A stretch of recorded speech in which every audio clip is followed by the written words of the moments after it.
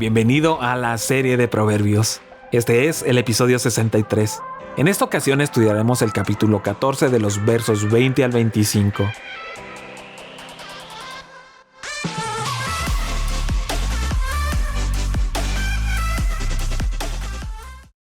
Al pobre hasta sus amigos lo aborrecen, pero son muchos los que aman al rico. Es un pecado despreciar al prójimo. Dichoso el que se compadece de los pobres.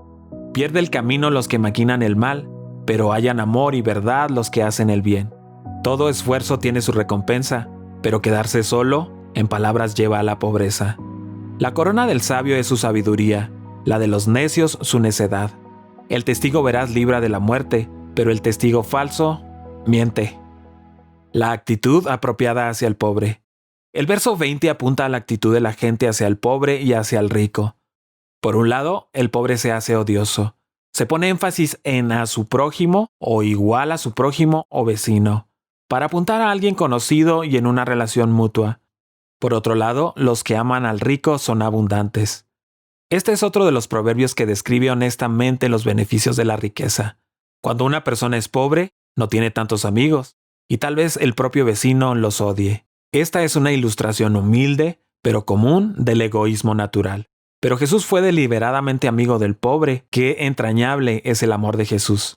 Jesús llamó la atención de sus discípulos al ver a una mujer pobre y su ofrenda en medio de los ricos con sus ofrendas impresionantes. Este es un hecho simple de la vida. Los amigos de los ricos pueden ser amigos no sinceros, pero tienen muchos más. ¿Qué puede ocurrirle a una persona adinerada que ama sus posesiones más que a su prójimo y se burla de los más pobres? ¿Qué le sucede a una nación que exalta tales actitudes? Muchísimo. En la actualidad esto está sucediendo en todo el mundo, pero un día todas estas injusticias serán juzgadas. Casi a diario escuchamos historias de cómo los ricos y poderosos aumentan cada vez más su riqueza y su poder. En el mundo hay abundancia de bienes materiales, pero a medida que se acerca el fin de esta era, la riqueza se concentrará solo en unas cuantas manos. Mientras tanto, y en comparación, los pobres son cada vez más pobres. Los abusos llegarán a tal punto que la esclavitud económica arruinará la vida de muchos. Apocalipsis capítulo 18, verso 13. Jesús criticó este tipo de actitudes. En una de sus parábolas, la del mayordomo infiel, nos advierte que no debemos amar el dinero más que a las personas. Él se enfrentó a los líderes religiosos que amaban el dinero, diciéndoles que lo que los hombres tienen por sublime, delante de Dios es abominación. Lucas capítulo 16 en el verso 14 y 15. Poco más tarde les entregó otra parábola, la de Lázaro y el hombre rico, que a menudo es malinterpretada y esgrimida como prueba de que al morir la gente se va al cielo o al infierno. Sin embargo, dicha parábola no tiene que ver con esto, sino con una correcta perspectiva de lo que es la codicia, el escepticismo y el juicio de Dios. Veamos qué podemos aprender de esta enseñanza de Jesús. Una historia que enseña lecciones espirituales. La parábola mencionada se encuentra en Lucas capítulo 16 en el verso 19. Recuerda que esto no es una historia real, sino una parábola, contada en forma de metáfora para transmitir una verdad espiritual.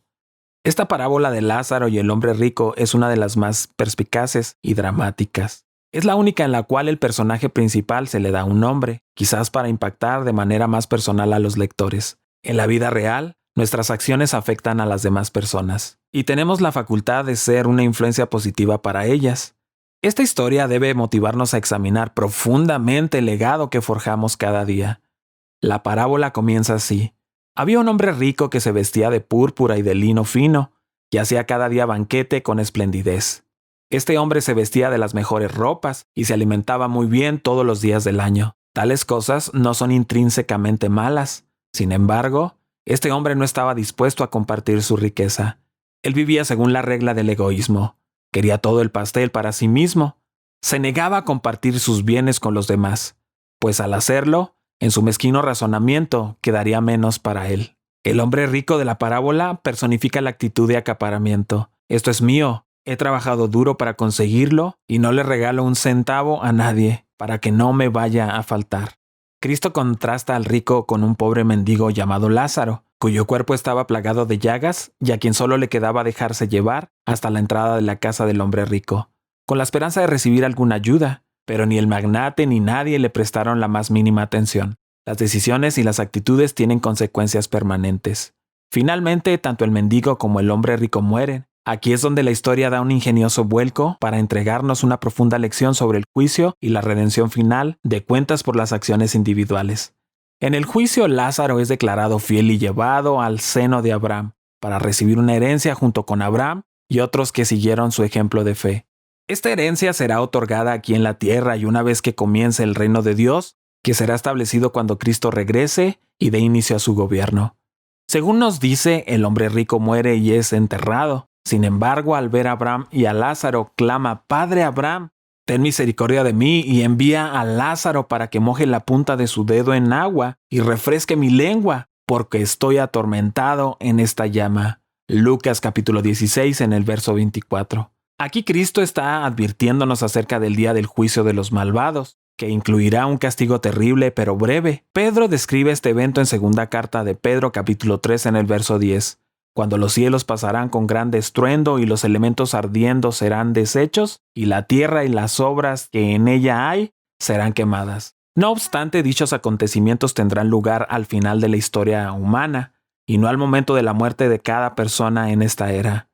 Cristo está describiendo el momento en que se juzgarán nuestros pensamientos y acciones.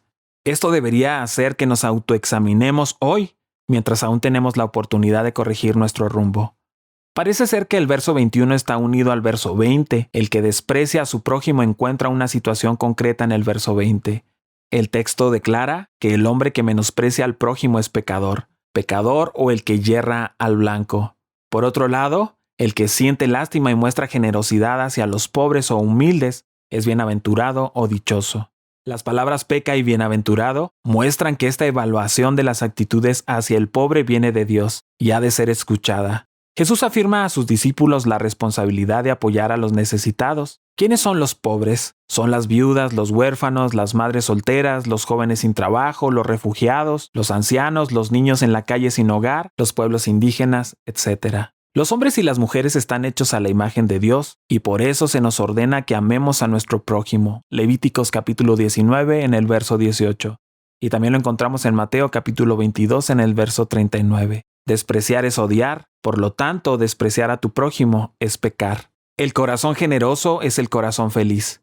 El vínculo entre la primera y la segunda línea de este proverbio muestra que quien muestre piedad a los pobres nunca debería hacer de una manera superior que demuestre que desprecia a los pobres que dice que ayudan. En el verso 22, los que planean lo malo se desvían del camino recto.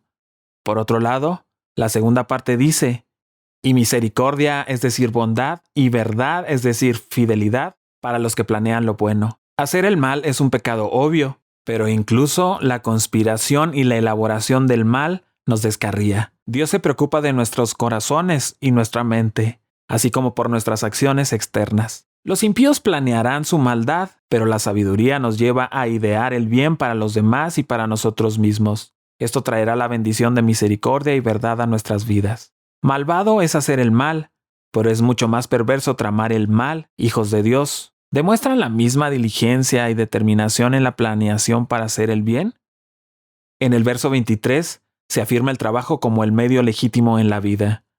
La palabra muestra una gran promesa para los diversos trabajos y para cada esfuerzo invertido. La palabra labor significa dolor o aflicción y muestra el compromiso físico que requería la labor. La palabra ganancia viene de la palabra hebrea para abundancia. Así, en toda labor hay abundancia. Como principio, el trabajo duro siempre se recompensa, incluso si no hay un beneficio inmediato del trabajo. Hay una recompensa de Dios y en la construcción y demostración del carácter. Si el trabajo conduce a la ganancia, entonces cualquier cosa que distraiga del trabajo, como la charla vana, mantendrá las ganancias alejadas y llevarán a la pobreza. Podemos imaginar a un grupo de empleados reunidos con charlas vanas y conversaciones entretenidas que no generan ganancia para su empleador. La gente debería temer más a las charlas vanas que al trabajo duro. O para decirlo de otra manera, no solo hables de ello, hazlo. En el verso 24 dice: la corona de los sabios es su riqueza. Por eso se ha adoptado la traducción griega de la Septuaginta, que reemplaza las palabras riqueza con la palabra discreción. Quizá ofendido por el materialismo y la confusión que puede ocurrir con las palabras riqueza. Sin embargo, no hay por qué rechazar la palabra riquezas, porque el verso 23 hablaba de la abundancia de la labor y el hecho de que la riqueza viene de la sabiduría divina. Salomón fue lo suficientemente inteligente como para saber que las riquezas pueden venir de varias maneras. Sabía que una de las formas en que llegaban las riquezas era a través de la sabiduría y el trabajo duro. Cuando este es el caso, esas riquezas son como una corona a los sabios, tanto evidencia como recompensa de su sabiduría. Para aquellos que rechazan la sabiduría, lo único que logran es más necedad. Su necedad se multiplica. En el verso 25 acentúa la influencia del testigo en librar o perjudicar a la persona. Por un lado, el testigo fiel o veraz libra las vidas, es decir, testifica de la inocencia de la persona, o hace retribución para la persona como redentor. Al contrario, el testigo engañoso o traicionero es aquel que respira mentiras. El testigo falso se pone en peligro. Esto es cierto en un nivel de vida cotidiano, donde la verdad trae la luz, bendición y libertad.